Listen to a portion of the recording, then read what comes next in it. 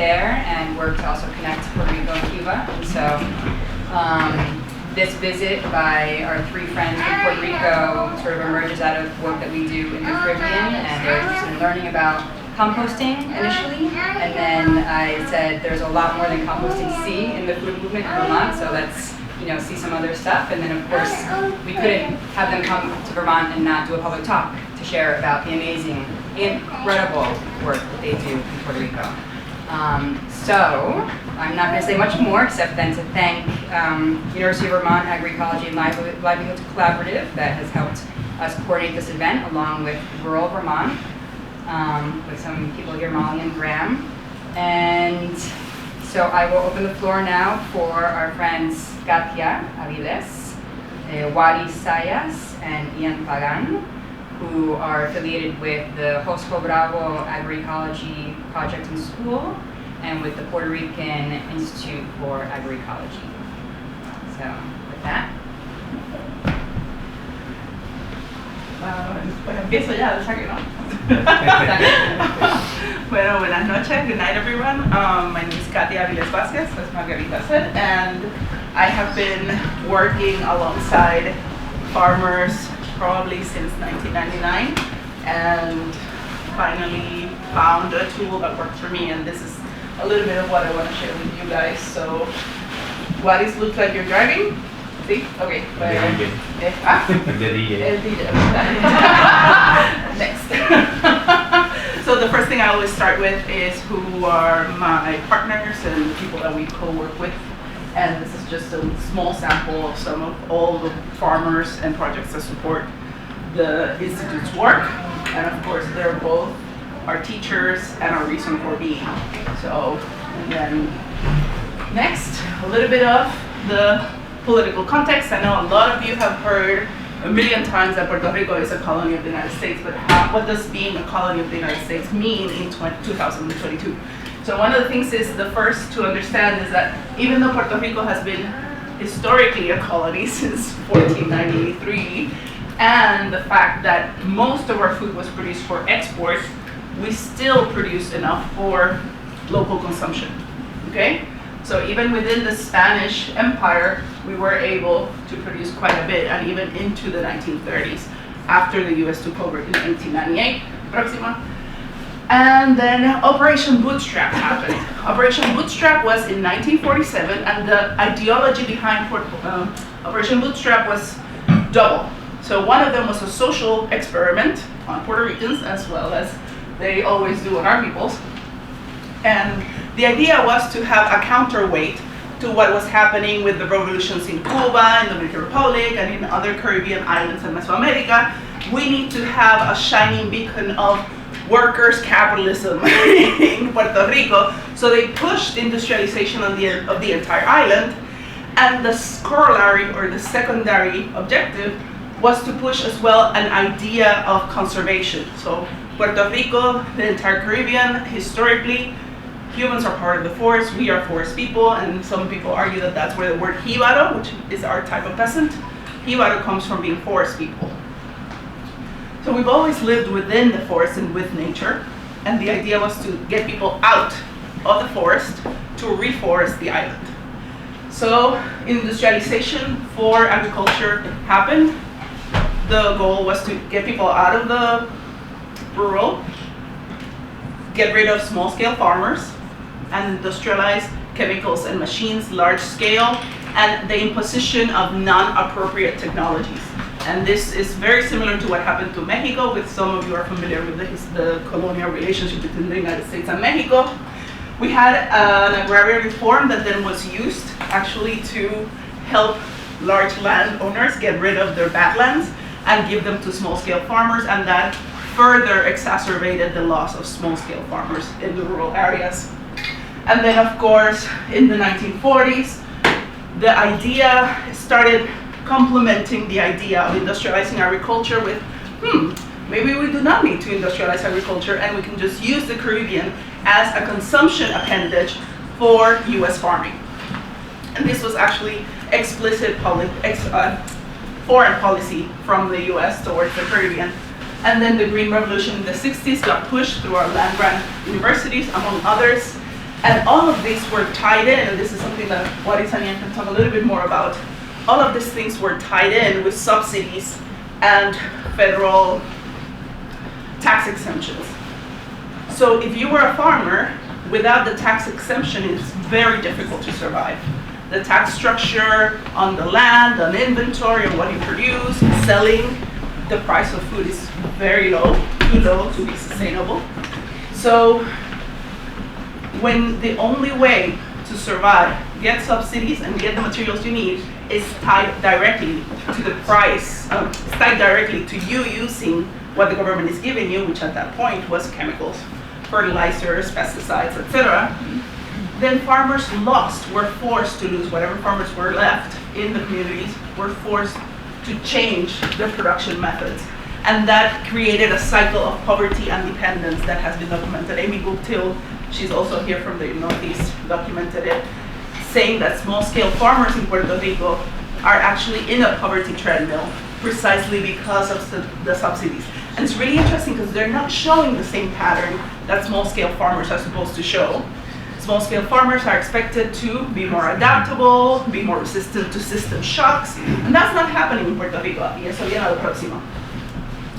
So in Puerto Rico, we have seen a steady loss of farms, and something that's really interesting that hadn't happened before, and is starting to accentuate now, is that before, the rate of loss was actually pretty steady, and it was the same steady rate across all land tenure sizes.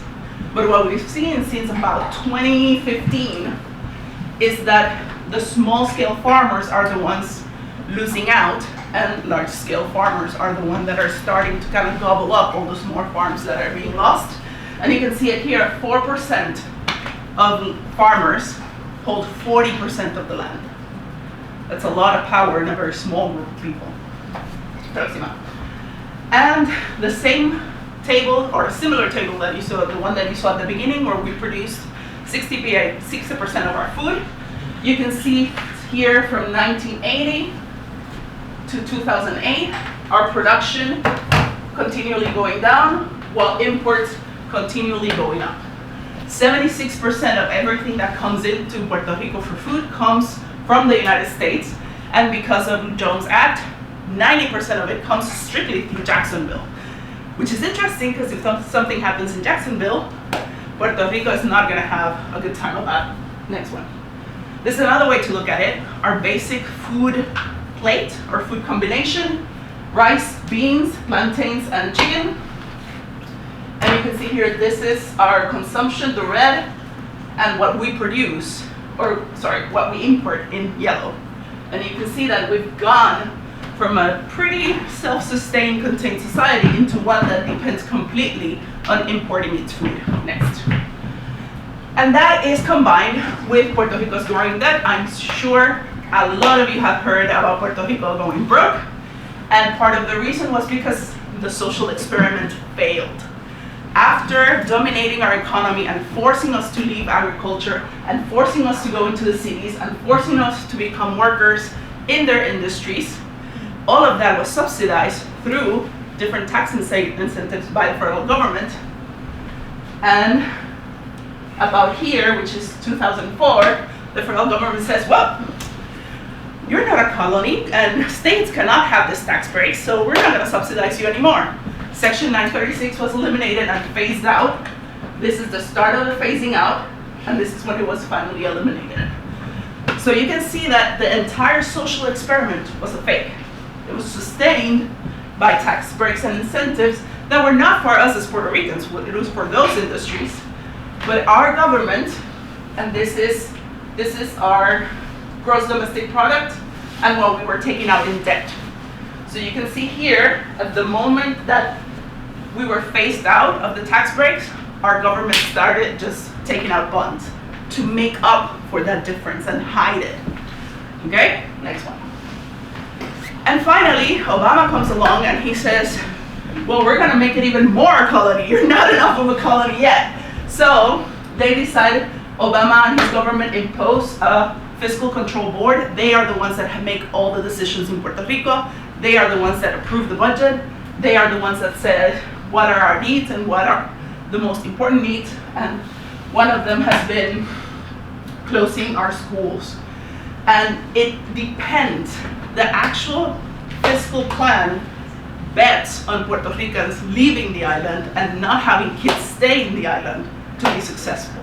That is how heinous that fiscal budget is. And I love this image because you have, this is the board, a whole bunch of white men and one woman, and these are our children. This is the ones, we are the ones being left out. Our people are being left out and have no incidence over them. There's also been a consolidation of agencies to make it easier for fast capital investment, outside development to come in and develop, and also eliminating whatever environmental reserves there are. And in Puerto Rico, we're very proud of our beaches. We have a very strong sense of the beaches are for the people. It's not like in the US you have more of a private kind of waterfront ideal. We don't. So that's starting to be challenged by the government itself to make the way for people to invest in Puerto Rico easier. Next. And of course, in order to pay the bonds, as per the instructions of the fiscal board, they've increased tariffs and taxes in electricity, in the ports, in the roads, and travel between the municipalities and the island. And it is within this context that farmers somehow keep surviving. And I wanted to understand a little bit better, and this is one of the things that we were doing. I just wanted to show you here. There are about, I think it's 6 agricultural regions in Puerto Rico as per the Department of Agriculture. Ponce and Arecibo have less than 20% of the farms that are left over. But that 20% of farms produce hay and cut flowers. So they make up 54% of the sales volume. It's not food, not essentials, but this gives them a larger presence in public policy. It gives them a larger presence also in getting subsidies, in getting aid and support for agriculture. Next. And then here, I always want to stress this slide. The poverty threshold for the United States in 2020 for a family of 3 was $21,720 per year. That's the poverty threshold for the United States. We are supposed to be a part of the United States, right? The average sales, this is volume of sales, everything that comes in to a farmer, 62% receive less than $7,500 a year. Okay? That gives you an idea of what those policies have led to and gotten us to today. Next. So in addition to the social, political, and economic crisis that we're facing, we are also a tropical island, land limited, and in the tropics, we're facing climate change faster and harder than most other regions. I think the only one that compares with the Caribbean is the Polynesian Islands, are the ones that are also facing it to the same extent. And part of what happens is that we're facing increased heat, which damages not only our production, but it damages our bodies at a higher rate. And we don't have any labor protections. Whatever labor protections are fought for are then set back by the board, by the Fiscal Control Board. And then of course we're having both the excess and lack of water and changes both in the areas that can be farmed and changes in the things that we can farm. And then I always love showing this image. Also, a room full of white men. This is the Director of Ports in Puerto Rico meeting with the Director of Ports in Jacksonville. This was right before Hurricane Dorian. And they set up warehouses for Puerto Rico for 3 weeks, between 2 and 3 weeks. Do you guys know the story of what happened with Dorian? Hurricane Dorian parked itself on top of the Bahamas for days. And it just raised the Abaco Island to the ground. Had Dorian actually hit Jacksonville, 2 weeks would have been nothing for Puerto Rican food. And just this year, Hurricane Fiona hit Puerto Rico, and we had just re-established maritime trade with Jacksonville again for 4 days when they had to go into Zulu, which was shut down operations in Jacksonville because of Hurricane Ian. So the fragility of our autonomy and our food system is incredible, okay? So far, so good? Yeah, we're good? Okay, next. All right, so, and this slide, I know it stresses a lot of people out, but we have been getting hit after hit, and any of us that work with communities, and even within our populations, we that have grown up with not so rich families know that stressor after stressor, your body is even more weakened and weakened to face the next one. It's more difficult to face the next one. So in Puerto Rico, we went from having one of the worst droughts that we had to having the worst hurricane that we have had. Then in 2019, we had earthquakes, and we had another drought and another storm. And then finally 2010 was kind of like the supersized meal of disasters. And we had the pandemic and the earthquakes and the storms and the flooding, and it has not stopped. So our capacity to be resilient, which is a word that I profoundly hate, has been almost completely eliminated. And yet, our farmers survive the best. And this is part of our comprehensive proposal as to how to support